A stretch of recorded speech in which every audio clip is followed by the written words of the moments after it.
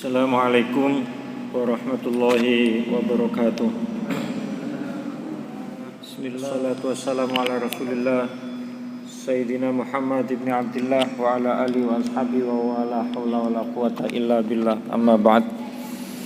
Yang selalu saya mulakan seluruh jamaah kajian Ahad pagi di Masjid Al-Hidayah yang selalu dimuliakan oleh Allah. Syukur alhamdulillah hingga saat ini kita masih diberi oleh Allah nikmat iman, nikmat sehat, sehingga kita masih bisa menjalankan aktivitas kita, diantaranya adalah menuntut ilmu. Mudah-mudahan apa yang kita lakukan selalu mendapatkan ridho dari Allah subhanahu wa ta'ala. Amin ya rabbal alamin. Bapak Ibu sekalian, pagi ini kita akan membahas tentang hadis tentang keutamaan bulan Dzulhijjah. Ya, sebentar lagi insya Allah kita akan memasuki bulan Dzulhijjah. Bapak Ibu sekalian, bulan Dzulhijjah adalah bulan ke-12, berarti bulan terakhir dari bulan Qamariyah. Setelah bulan Dzulhijjah itu kan bulan Muharram. Bulan Muharram itu awal bulan tahun baru Hijriah. Jadi sebelum Muharram itu adalah bulan Dzulhijjah. Sehingga bulan Dzulhijjah ini bulan ke-12 dari bulan Qamariyah. Dan bulan kedua dari bulan-bulan yang mulia dalam Islam. Jadi istimewa sekali bulan Dzulhijjah ini. Disebut dengan istilah Dzulhijjah itu karena ada ibadah haji di bulan ini. Hijjah, haji, Dzulhijjah. Jadi bulan yang memiliki pelaksanaan ibadah haji, Dzulhijjah. Dan bulan Dzulhijjah itu adalah bulan terakhir dari bulan-bulan tertentu untuk pelaksanaan ibadah haji. Jadi pelaksanaan ibadah haji itu kan dari bulan Syawal, kemudian Dzulqa'dah, kemudian Dzulhijjah. Jadi terakhirnya adalah Dzulhijjah. Puncaknya bulan haji itu di bulan Dzulhijjah. Orang berangkat haji boleh mulai bulan Syawal setelah Ramadan itu. Jadi sudah dibuka. Nah, puncaknya itu ya setelah wukuf. Maka bulan haji itu puncaknya di tanggal 10 Dzulhijjah, karena wukufnya tanggal 9. Setelah orang selesai wukuf, maka bulan haji itu seakan-akan sudah selesai di tanggal 10 Dzulhijjah. Karena puncaknya itu tanggal 9. Sehingga siapapun yang haji ya wajib wukuf. Yang sakit pun dibawa pakai ambulan ya. Nah, di hari ke-9, atau tanggal 9 di bulan Dzulhijjah ini ada hari istimewa, disebut dengan hari Arafah, disebut juga dengan hari wukuf, disebut juga dengan hari haji.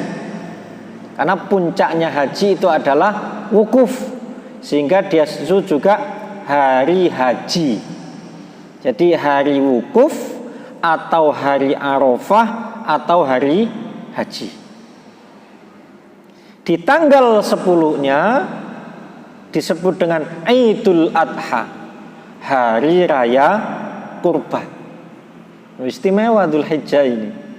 9 itu hari haji, 10 hari raya kurban.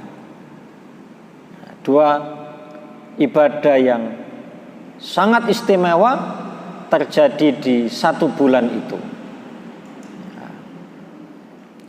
Nah, karena keistimewaannya itu, maka Allah menjadikan 10 hari pertama di bulan Dzulhijjah, mulai tanggal 1 2, 3, 4, 5, 6, 7, 8, 9, 10. 10 hari pertama bulan Dzulhijjah itu sebagai hari yang istimewa untuk melakukan amal soleh. Sehingga Nabi bersabda dalam hadisnya, ma min ayyamin al-amalu sholihu fiha afdalu minhu fi hadhil ashr. Qalu walal jihadi fi sabilillah, qala walal jihadi fi sabilillah illa rajulun kharaja bi nafsihi wa malihi thumma lam yarji' min dzalika bi syai'in. Kata Rasulullah, tidak ada hari yang amal soleh di hari itu lebih mulia daripada di 10 hari pertama bulan Dzulhijjah. Maka sahabat bertanya, termasuk lebih baik dari jihad? Kata Nabi, iya, lebih baik dari jihad fisabilillah, lebih baik dari berperang. Kecuali jika orang berperang fisabilillah lalu meninggal di medan pertempuran, wah itu tidak ada yang bisa mengalahkan. Tapi kalau dia berperang di jalan Allah, kemudian menang, tidak meninggal, masih kalah sama amal soleh di 10 hari pertama bulan Dzulhijjah. Nah, ini harus diingat-ingat nih, 10 hari pertama bulan Dzulhijjah digunakan untuk amal soleh. Karena keistimewaan itu, maka Allah menjadikan 10 hari pertama bulan Dzulhijjah itu bagian dari sumpah yang ada dalam Al-Quran. Wal fajri walayalin ashr. Jadi Allah berfirman, wal fajri walayalin ashr. Demi fajar dan demi malam yang 10. 10 itu berarti 10 malam pertama bulan Dzulhijjah. Maka dianjurkan di 10 malam pertama Dzulhijjah ini, 10 hari pertama Dzulhijjah ini kita berpuasa kecuali di hari raya. Maka puasa Dzulhijjah bisa dimulai sejak tanggal 1, 2, 3, 4, 5, 6, 7, 8, 9. Siangnya puasa, malamnya ibadah. Nah, karena istimewa tadi. Nah, dalam hadis disebutkan annahu yusannu siyamu hadhil ayyamil ashr wa man lam yastati' siyamaha falyasum yauma arafah. Disunnahkan berpuasa di 10 hari pertama bulan Dzulhijjah ini. Siapa yang tidak mampu, maka hendaknya atau hendaklah ia berpuasa di tanggal 9, yaitu pada saat wukuf. Tapi orang sering memaknai di sana wukuf, di sini tanggal 8, berpuasa wukufnya tanggal 8. Loh, enggak apa-apa puasa tanggal 8 karena tadi bisa dimulai tanggal 1. Tapi tanggal 9 kita tetap berpuasa. Ada yang ambil tarwiyah mulai tanggal 8, 9, tidak apa-apa. Tapi mulai tanggal 1 lebih baik. Yang nggak mampu cukup tanggal 9. Artinya tanggal 9 jangan sampai ditinggalkan. Falyasum yauma arafah. Jadi puasa di tanggal 9. Nah, di bulan Dzulhijjah ini ada hari raya. Ada hari raya. Biasa disebut dengan Idul Adha. Disebut Idul Adha karena di hari raya ini kita diperintahkan untuk menyembelih hewan kurban. Maka disebut Adha. Baik yang haji maupun yang tidak haji. Jadi yang haji, yang tidak haji dianjurkan untuk menyembelih hewan kurban tanggal 10 Dzulhijjah. Jadi jamaah haji setelah wukuf, keesokan harinya mereka ke Mina kemudian menyembelih hewan kurban. Nah, kita di sini menyembelih hewan kurban. Tapi di tanggal 9 saat kita disunnahkan berpuasa, orang haji tidak berpuasa. Mereka harus makan dan minum, tidak boleh berpuasa. Jadi yang wukuf tidak boleh berpuasa. Tapi kita yang tidak haji dianjurkan untuk berpuasa. Ini perbedaan antara kita yang haji dan yang tidak haji. Ya. Jadi di bulan Dzulhijjah ini ada apa tadi? Menunaikan ibadah haji sehingga disebut dengan istilah Dzulhijjah. Kemudian menyembelih hewan kurban sehingga diistilahkan dengan Idul Adha. Ada dua peristiwa, ada dua amalan bagus yang kita laksanakan di bulan Dzulhijjah. Nah, masanya Idul Adha ini berapa lama? Kalau Idul Fitri itu 1 hari, sehingga keesokannya kita sudah disunnahkan untuk puasa Syawal. Tapi kalau Idul Adha ini di bulan Dzulhijjah ini, tadi kan di awal pertama kita puasa. Nah, kita dikasih 4 hari untuk tidak berpuasa. Tidak boleh berpuasa 4 hari. Tanggal 10 saat hari raya, ditambah tanggal 11, 12, 13 hari tasyrik, hari yang kita tidak boleh berpuasa, harus makan dan minum. Makan dan minum, menikmati hasil penyembelihan hewan kurban. Maka hewan kurban itu yang kita terima tidak boleh dijual untuk kita konsumsi selama 4 hari itu.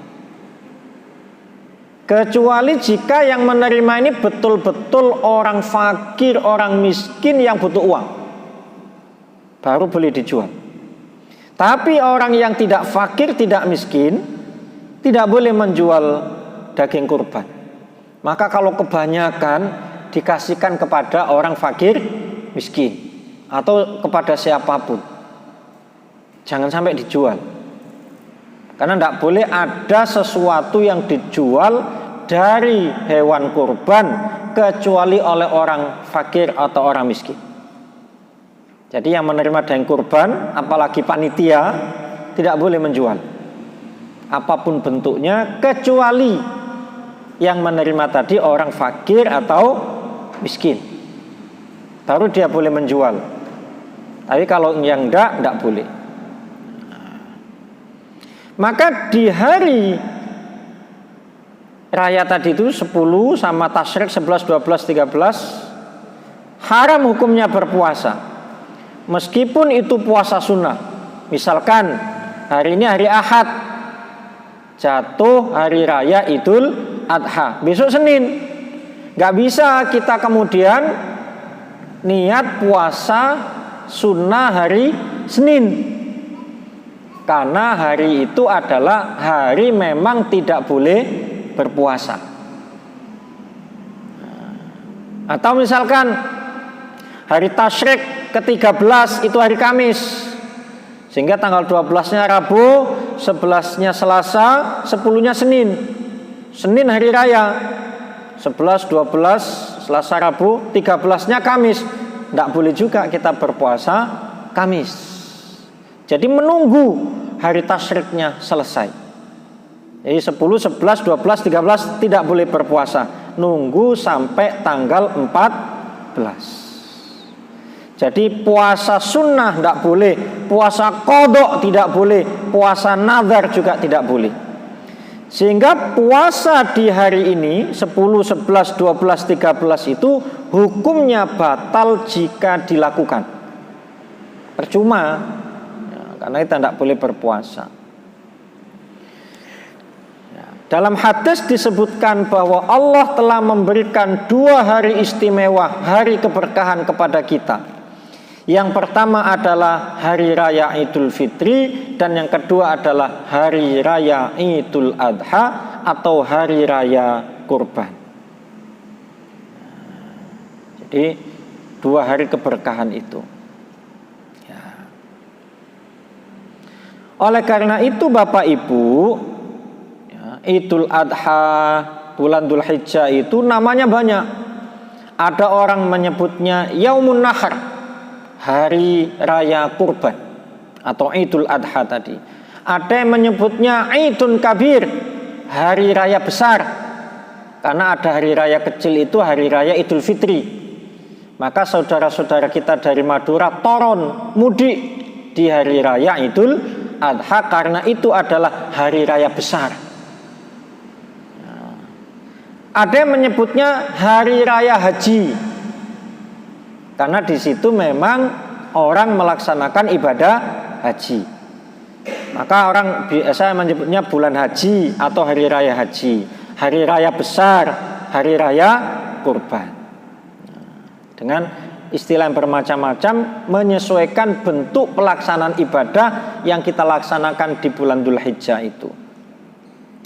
Setelah sholat Id, meskipun ini sholat Idul Adha, meskipun kita ini sholat Idul Adha, kita bersalam-salaman dengan saudara kita, kemudian saling memaafkan dan mengucapkan taqabbalallahu minna wa minkum. Taqabbalallahu minna wa minkum. Hanya bedanya kalau hari raya Idul Fitri kita keliling, kalau hari raya kurban kita melanjutkan menyembelih hewan kurban. Maka kalau sholat Idul Fitri dianjurkan waktunya mundur sedikit, disunahkan kita berbuka, makan, sarapan, ya, kemudian sholat Idul Fitri mundur sedikit waktunya, memberi kesempatan yang mau sholat Idul Fitri itu makan. Khutbahnya agak lama, ya. Kalau Idul Adha itu waktunya dipercepat dan kita disunahkan untuk tidak sarapan. Khutbahnya jangan lama-lama, khutbahnya harus lebih cepat dari Idul Fitri, Idul Adha itu. Kalau sholatnya standar sama, khutbahnya saja. Untuk segera melaksanakan penyembelihan hewan kurban. Jadi posisi sholat lapar, tidak boleh lama-lama khutbahnya, segera menyembelih hewan kurban, segera bisa kita konsumsi nikmatnya daging kurban. Maka lebih pagi pelaksanaan sholat Idul Adha itu dibandingkan sholat Idul Fitri. Tentu ya tetap menyesuaikan waktu batas masuknya sholat Id. Hanya saja kadang kalau sholat Idul Fitri itu dimolorkan sedikit. Nunggu itu masih ada nunggu. Kalau Idul Adha harus cepat-cepat berangkat ke masjidnya. Maka kalau sholat Idul Adha dianjurkan mandi sunnah sebelum subuh. Mandi sunnah sebelum subuh. Sholat subuh ke masjid, habis sholat subuh takbiran tidak perlu pulang. Tidak perlu pulang. Supaya bisa segera dilaksanakan sholat Idul Adha saat setelah masuknya waktu sholat Idul Adha.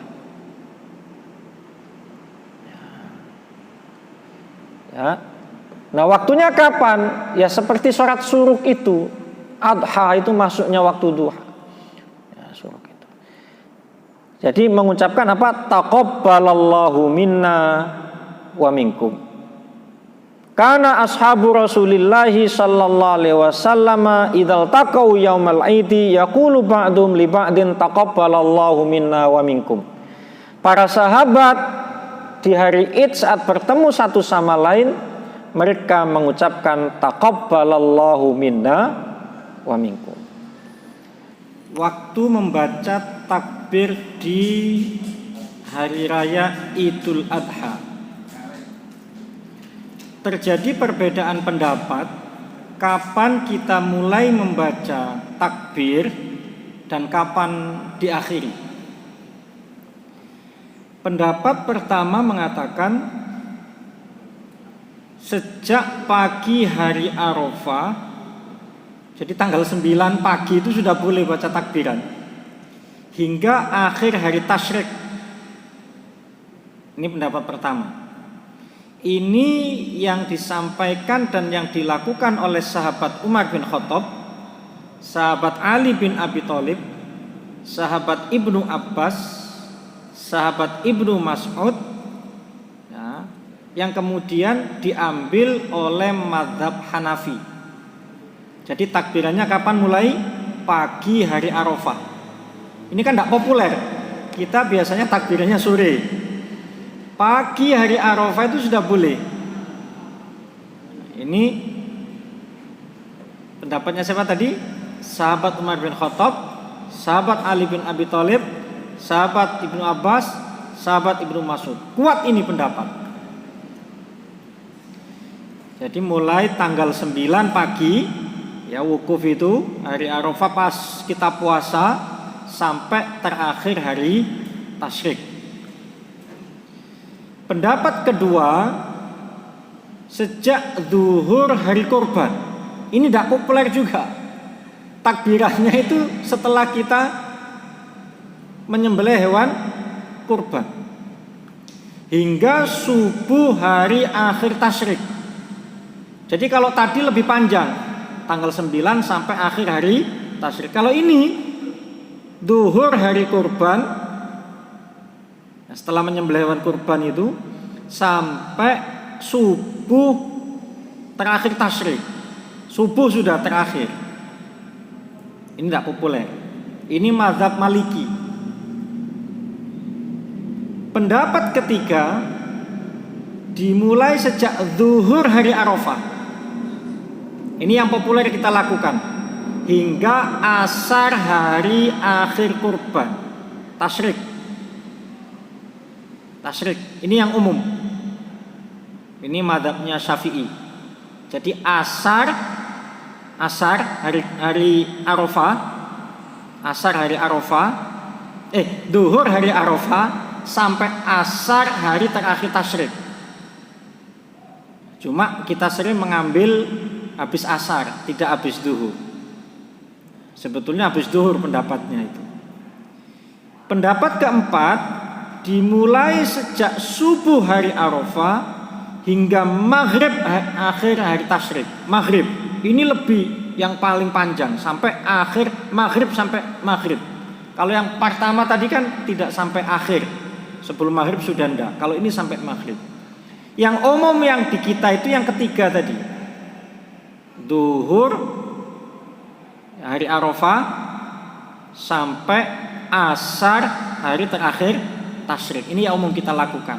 Cuma umumnya kita ambil dari asar sampai asar. Asar tanggal 9 Dzulhijjah, kemudian asar terakhir hari tasyrik, takbirannya itu. Nah, bagaimana kita memilih? Ya kita ambil yang populer di kita saja, supaya tidak memunculkan perdebatan pendapat. Tetapi sebetulnya pendapat pertama tadi itu kuat. Artinya siapa yang sudah takbiran di saat kita puasa Arafah itu di pagi hari sudah boleh. Karena itu yang diambil dari sahabat Umar, sahabat Ali, sahabat Ibnu Abbas, ya, kemudian sahabat Ibnu Mas'ud. Tapi karena itu kemudian diambil mazhab Hanafi, kita lebih populer mazhab Syafi'i, sehingga lebih populer dari asar sampai asar. Asar hari Arafah sampai akhir asar hari tasyrik. Nah, kalimatnya ya begitu itu, Allahu Akbar, Allahu Akbar, Allahu Akbar, la ilaha illallah, wallahu akbar, Allahu Akbar, walillahil hamd, Allahu Akbar kabira, walhamdulillahi katsira, wa subhanallahi bukratan wa asila, la ilaha illallah wahdah, sadaqa wa'dah, wa nasara 'abdah, wa azza jundahu, wa hazamal ahzaba wahdah, La ilaha illallah wa la na'budu illa iyyah mukhlishina lahuddin walau karihal kafirun. Nah, ini sudah lafadz yang disepakati memang itu. Setelah sholat, maka kemudian kita melaksanakan penyembelihan hewan kurban. Nah, hewan kurban yang kita sembelih itu disebut dengan istilah udhiyah. Udhiyah dari kata-kata duha. Pelaksanaannya itu ya setelah sholat Idul Adha, yang biasanya kita sholat duha. Biasanya kita sholat Idul Adha itu selesai paling lama kan jam 7, setengah 8 sudah boleh menyembelih. Bahkan belum setengah 8 pun kalau sholatnya sudah selesai setengah 7, jam 7 sudah bisa mulai.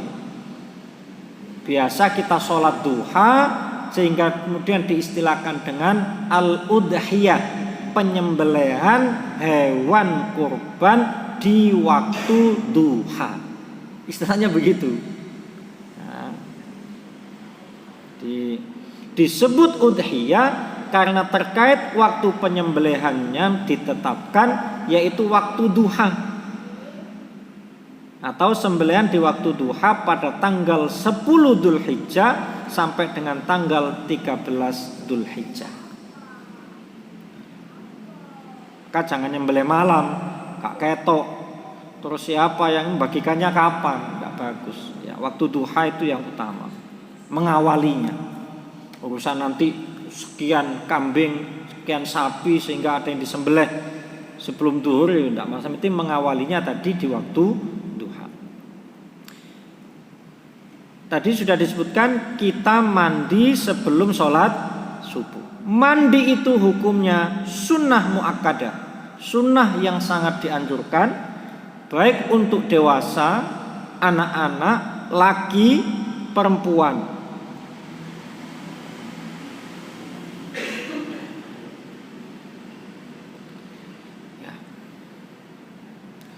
Nah, menyembelih hewan kurban itu sunnah muakkadah. Ada yang menyebutnya sunnah wajibah, sunnah mendekati wajib bagi yang mampu. Kenapa? Karena Rasulullah itu tidak pernah tidak menyembelih hewan kurban sejak turun diperintahkannya menyembelih hewan kurban itu. Aqama Rasulullah sallallahu alaihi wasallam bil Madinah asyra sinina yudhi. Nabi selama di Madinah sejak diperintahkan menyembelih hewan kurban tidak pernah absen. Dan memang dalam hadis yang lain disebutkan dari Ibnu Abbas, kata Nabi, salasun hunna alayya faraidu. Ada 3 amalan yang bagi aku wajib, wa hunna lakum tatawu'un, untuk kalian sunnah. Untuk saya wajib, untuk kalian sunnah. Ada 3. 1 al-witru, sholat witir. Jadi yang ditekankan itu sholat witirnya, bukan sholat tahajudnya atau sholat malamnya. Sholat malamnya itu yang ditekankan witir. Maka kalau kita ini waktu nggak sempat untuk sholat tahajud, maka sholat witir. Ada sholat witir tanpa sholat malam? Iya. Kalau sholat malam harus ditutup witir. Begitu. 1 witir, yang kedua berkurban, wanahar. Yang ketiga adalah sholatud duha, sholat duha. Jadi ada 3 bagi Nabi wajib, bagi kita sunnah. Sholat witir, berkurban, kemudian sholat duha. Dalam ayat Al-Quran Allah menyindir kita, inna a'tainakal kautsar fasholli li rabbika wanhar. Sesungguhnya kami telah memberikan kepada kamu nikmat yang banyak, maka dirikanlah sholat dan berkurbanlah. Jadi karena sudah dikasih nikmat, sebagai rasa syukur kita sholat dan berkurban. Kapan seseorang itu disebut mampu berkurban sehingga sangat ditekankan untuk berkurban? Apabila ia memiliki dana yang cukup dibuat untuk membeli hewan kurban melebihi kebutuhannya, dan orang-orang yang wajib ia nafkahi selama tanggal 10, 11, 12, 13. Pokoknya cukup untuk tanggal 10, 11, 12, 13. Kemudian ada uang lebih, itu kita termasuk orang mampu. Tetapi kalau tidak punya uang jangan dipaksakan. Ini sekarang ada tradisi kurban arisan. Bukan dia menjadi kurban praktek arisan, tapi ingin melakukan kurban di hari raya kurban dengan cara arisan. Tahun ini si fulan yang kurban, tapi yang bayari orang banyak. Tahun depan si fulan, ya tadi yang si fulan sudah, dia bayari untuk yang berkurban tahun depan. Terus begitu. Ini bermasalah kalau si fulan tadi yang sudah berkurban meninggal. Terus yang neruskan hutangnya ini siapa? Ya. Mohon jangan diikuti. Ini terlalu memaksakan, meskipun ingin supaya bisa berkurban. Sebab di saat tahun itu bukan giliran dia berkurban, orang pas dia tidak punya uang, dia kan harus mencari utangan itu untuk menyempurnakan jumlah uang yang untuk berkurban tadi. Dan harga hewan kan setiap tahun naik. Lalu uang yang ditetapkan urunannya berapaan? Berapaan? Apakah ditetapkan karena tahun ini 2,5 juta, 25 orang maka 100 ribuan. Tahun depan harganya 3 juta, maka 25 orang ini urunan berapa supaya ketemu 3 juta. Terus begitu. Ya modelnya macam-macam memang. Tapi ini beresiko. Nah, maka seseorang yang mempunyai uang senilai harga hewan kurban, akan tetapi kebutuhan pokok bagi dirinya dan pihak yang wajib dinafkahi akan kekurangan di saat hari raya Idul Adha dan hari tasyrik, maka ia bukan tergolong orang yang mampu berkorban. Rezeki orang itu tidak bisa diprediksi. Maka sebisa mungkin menghindar dari praktek arisan atau urunan tadi itu. Apalagi sampai 25 orang setiap tahun 1 orang. Berarti kan akan berjalan 25 tahun. Siapa yang tahu usia seseorang sampai 25 tahun itu?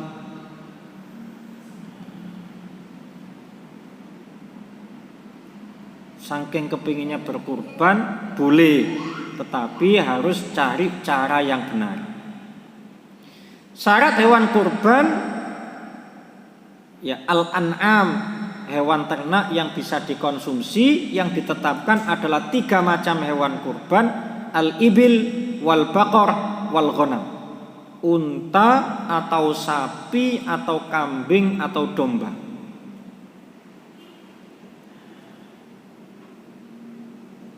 Syaratnya hewan itu kalau unta usianya 5 tahun.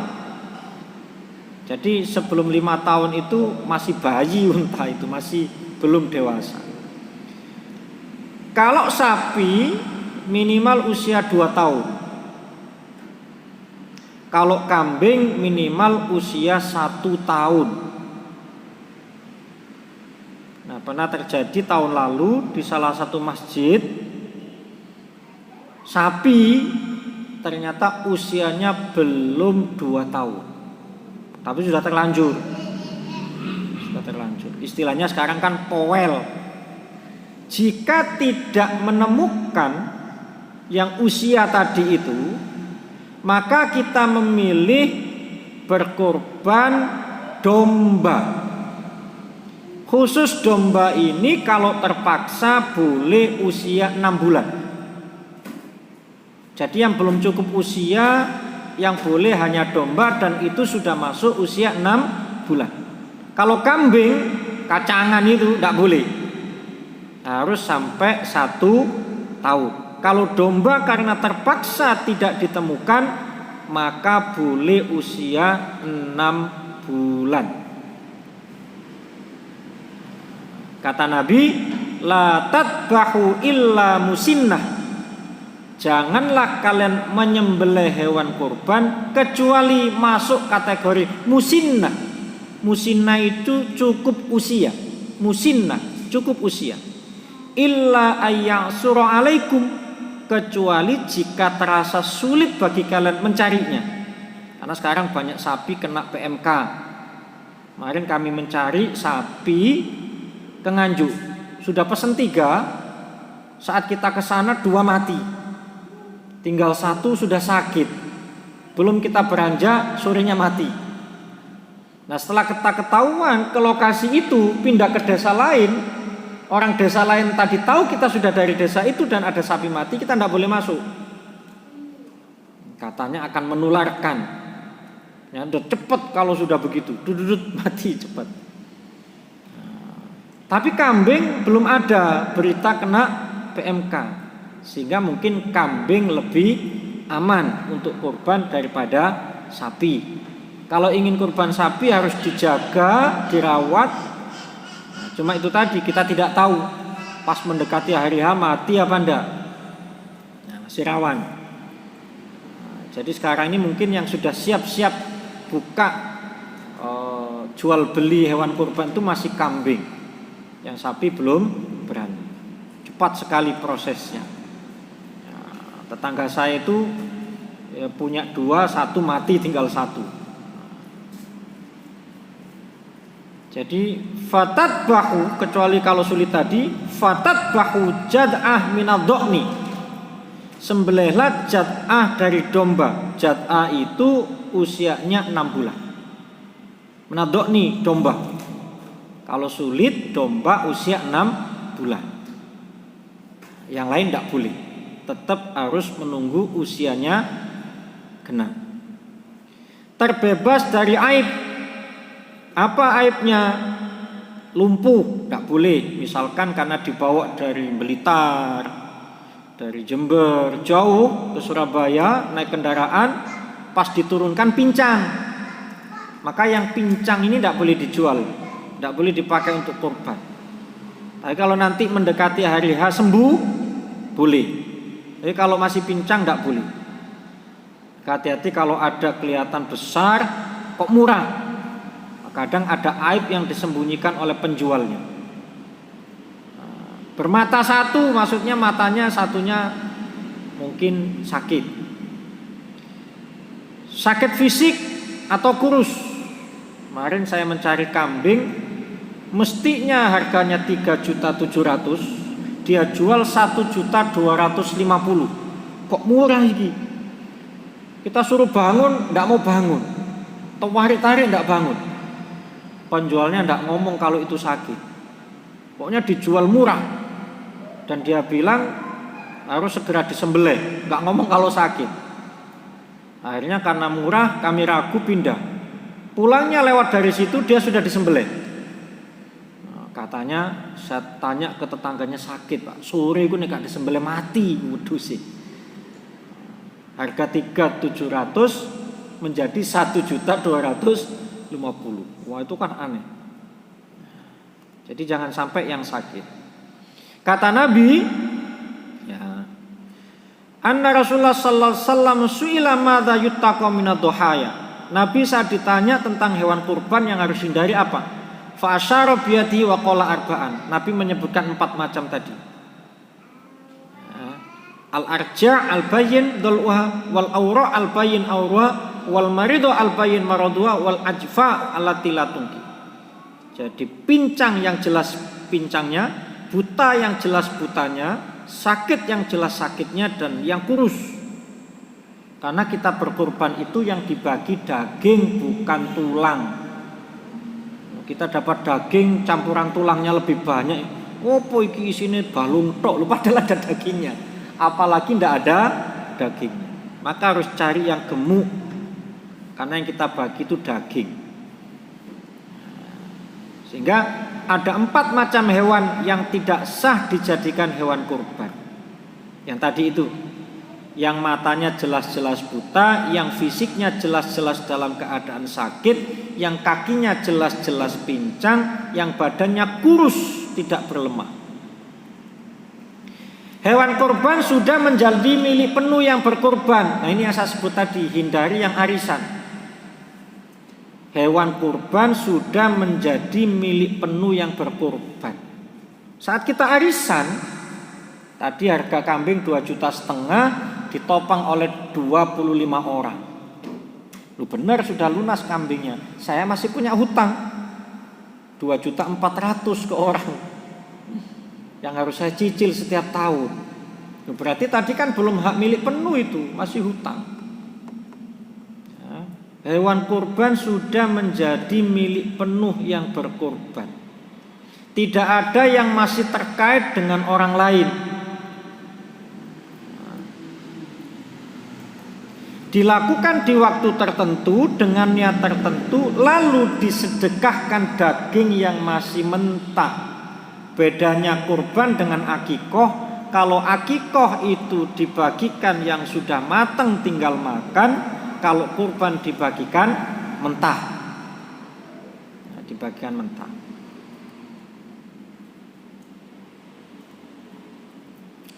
Terjadi perbedaan pendapat terkait hewan apa yang lebih diutamakan.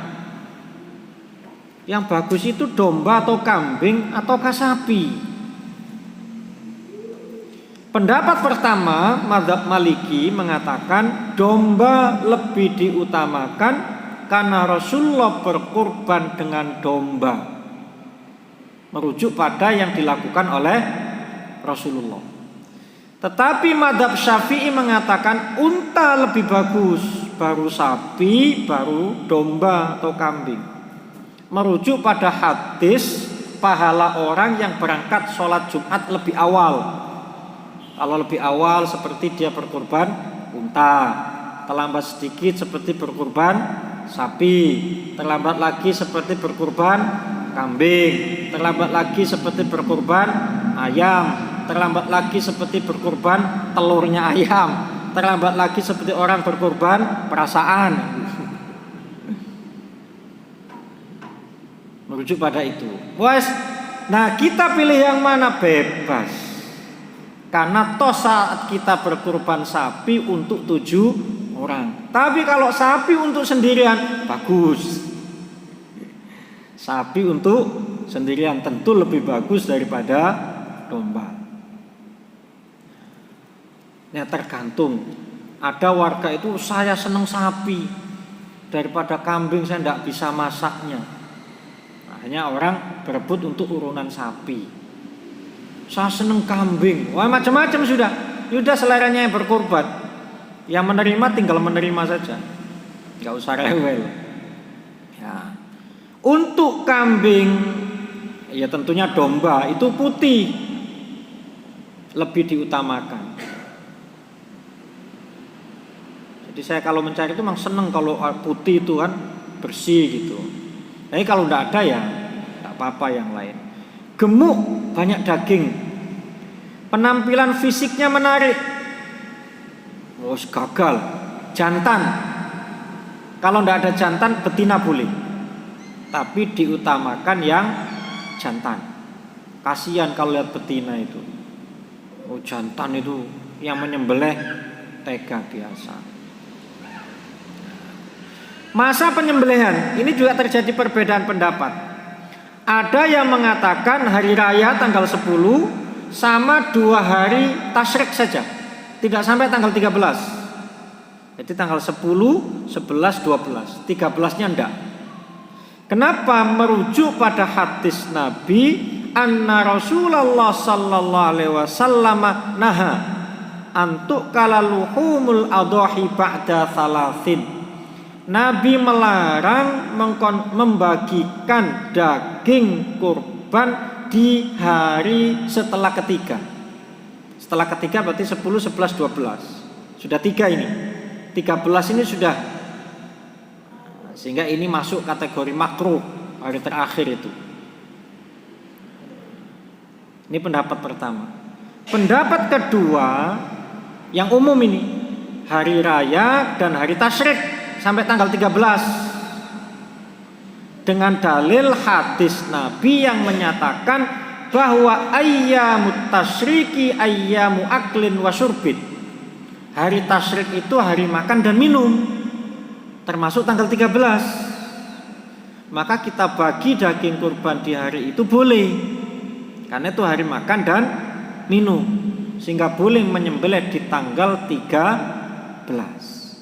Nah, paling aman hari pertama kita menyembelihnya masih semangat dan beda rasanya dibandingkan kalau sudah hari terakhir. Sudah aroma, sudah berbeda.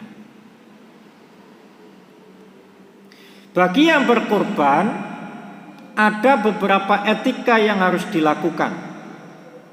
Di antaranya adalah tidak memotong kuku dan rambut sejak tanggal 1 Dzulhijjah. Ada yang mengatakan hukumnya makruh. Ini mazhab Maliki dan Syafi'i. Ada yang mengatakan haram. Ini mazhab Hambali. Meskipun haram, kalau kita lakukan lupa tidak berdosa, tidak ada denda. Cuma ini untuk menekankan betapa dilarangnya untuk tidak memotong kuku dan memotong rambut bagi yang berkurban sejak tanggal 1 Dzulhijjah. Diibaratkan kita sedang pakai pakaian ihram yang memang tidak boleh memotong kuku dan memotong rambut. Bagi yang berkurban, kalau enggak. Maka kalau belum ada niat, baru niat tanggal 8, wah ada rezeki besok tak beli hewan, ya mulai tanggal itu dia tidak memotong kukunya. Pokoknya sejak dia punya niat itu, kalau sebelum tanggal Dzulhijjah ya sejak tanggal 1 dia sudah tidak memotong kuku dan memotong rambut. Menyembelih sendiri sangat dianjurkan. Wah, kalau bisa. Kalau tidak bisa jangan ngeyel. Sini saya ingin nyembelih sendiri, tidak bisa. Pokoknya saya ingin nyembelih sendiri. Karena hadisnya Nabi itu nyembelih sendiri. Wah, ngeyel. Para mau nyembelih dipancal sama hewannya. Situ nyembelih. Karena Rasulullah menyembelih sendiri. Lebih diutamakan yang bisa. Kalau tidak bisa diwakilkan kepada orang lain. Sebagaimana Rasulullah juga mewakilkan kepada sahabat Ali bin Abi Thalib. Jadi Nabi menyembelih 63 hewan kurban. Setelah 63 manggil sahabat Ali, Ali lanjutkan. Artinya boleh. Ya. Dianjurkan untuk mengambil sepertiga dari hasil kurbannya. Dibagikan sepertiga kepada teman, saudara, tetangga. Sepertiga disedekahkan kepada orang fakir miskin. Tapi hitungan ini tidak berlaku. Wis pokoknya yang berkurban dapat bagian, tergantung panitia. Ada yang ngasih 5 kilo, ada yang kurang dari 5 kilo, wis urusannya panitia. Kemudian selebihnya dibagikan secara rata. Kalau orang miskin dikasih lebih, gitu saja selama ini. Terjadi perdebatan terkait dengan orang non-muslim dapat atau tidak. Ada yang mengatakan boleh karena kita memberi apapun kepada non-muslim itu boleh. Ada yang mengatakan tidak boleh karena ini kurban, mengejar pahala kurban. Kalau ngasih ke orang non-muslim itu hadiah. Saya lebih sreg dengan pendapat kedua. Dikasihkan kepada yang muslim, terutama kalau kita menjadi panitia, supaya yang berkurban ini tetap dapat pahala kurban. Kalau kita kasih kepada non muslim, pahalanya hadiah biasa. Maka caranya panitia ngasihkan kepada yang muslim, Kan sebagian kan dikasih kepada yang berkurban. Nah yang berkurban mau ngasih ke non muslim silahkan. Yang penting sudah dapat dari panitia daging itu. Atau panitia ngasih non muslim dari daging kurban yang ia dapat. Atau siapapun yang dapat daging kurban kemudian dihadiahkan sebagian kepada non muslim. Nah, caranya begitu.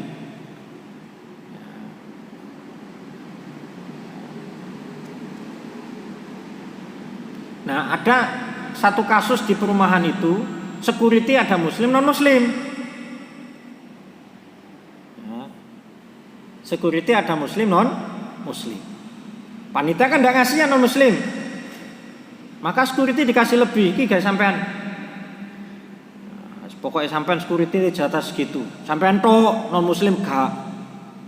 Nah, kata security yang muslim tadi, ya wis.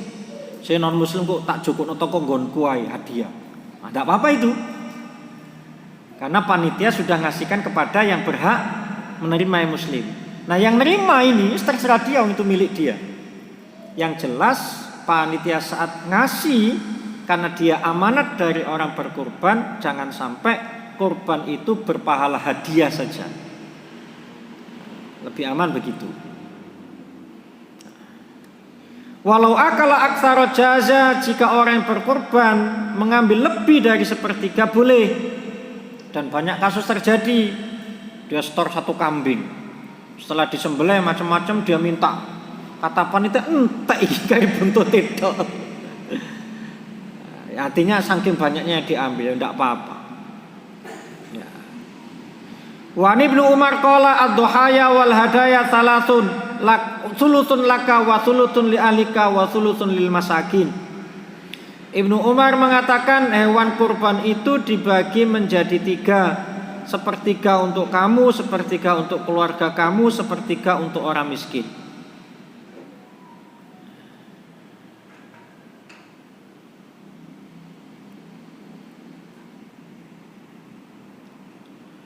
An Jabir bin Abdullah qala naharna ma Rasulillah sallallahu alaihi wasallam amal Hudaybiyah al-budna an sab'atin wal baqar an sab'atin.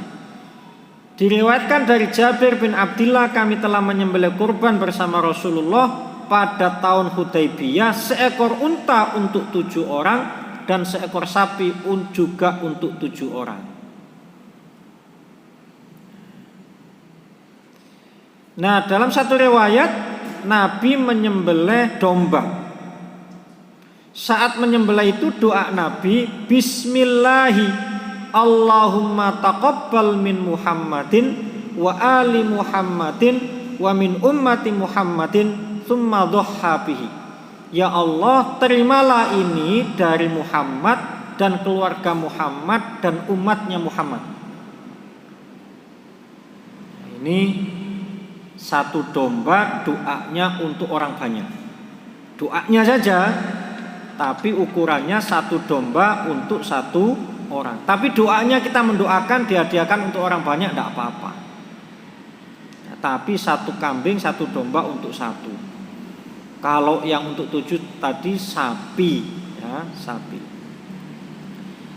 Amarani Rasulullah sallallahu alaihi wasallam an akuma ala budnihi wa an atasaddaqa bilahmiha wa juludiha wa ajillatiha wa alla utial jazzar minha.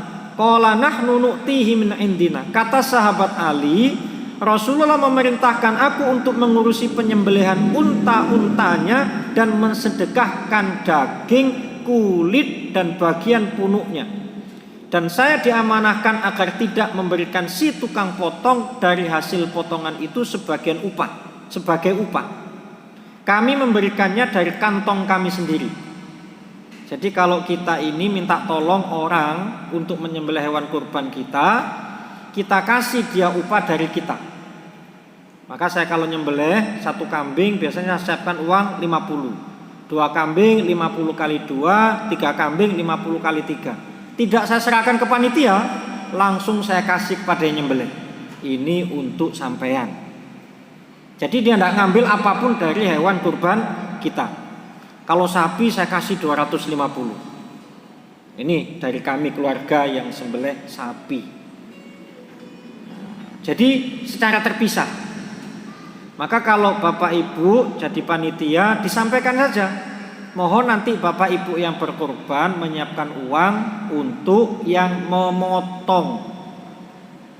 Jangan sampai begini, Bapak Ibu urunannya sapi itu 3,5 juta.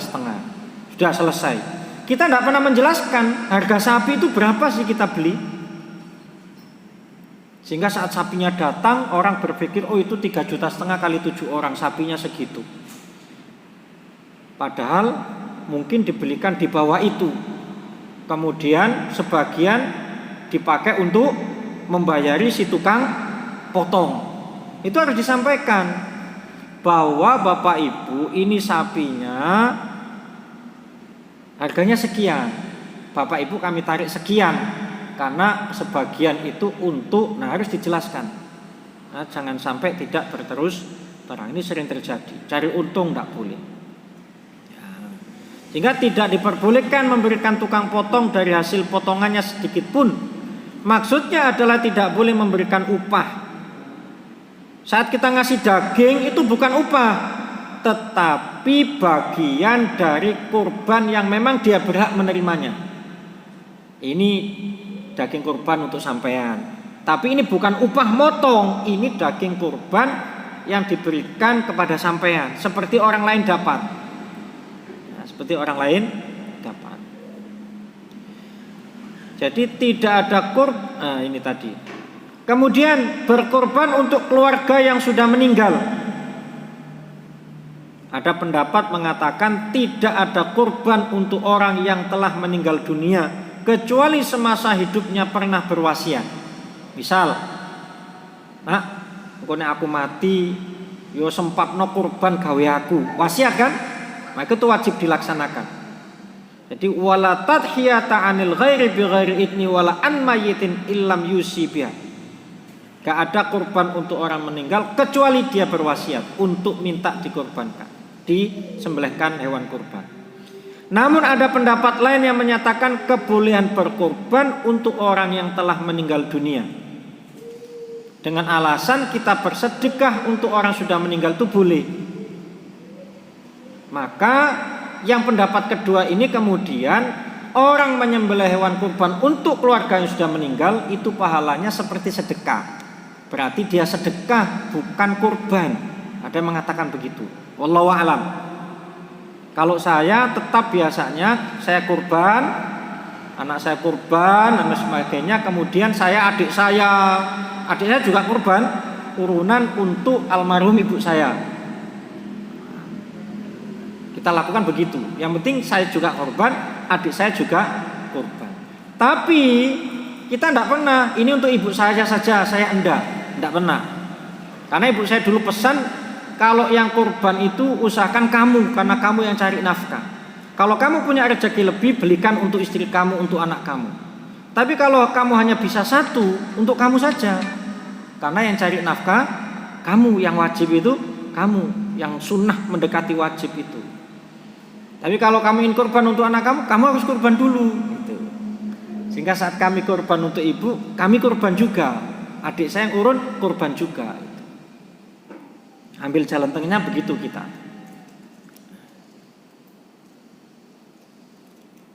Sehingga ada 3 model berkorban untuk keluarga yang sudah meninggal. 1, menyertakan keluarga yang sudah meninggal dalam bagian dari penyembelihan keluarga. Seperti tadi doa Rasulullah, ini kurban dari saya, keluarga saya, umat saya. Doa disertakan. Ini boleh. Disertakan saja doanya. Allahumma. Jadi doa. Niatnya kan tadi cuma saat kita menyembelih ini atas nama siapa? Nah, tapi kita yang berkurban saat itu berdoa. Ya Allah, ini kurban dari saya, keluarga saya. Ini kan doa.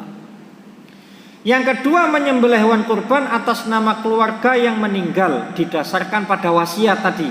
Ini wajib dilakukan karena wasiat. Yang ketiga, menyembelih kurban atas nama keluarga yang meninggal secara mandiri. Seperti saya tadi, niat kurban untuk ibu saya. Nah, ini boleh dikiaskan pada sedekah tadi yang boleh.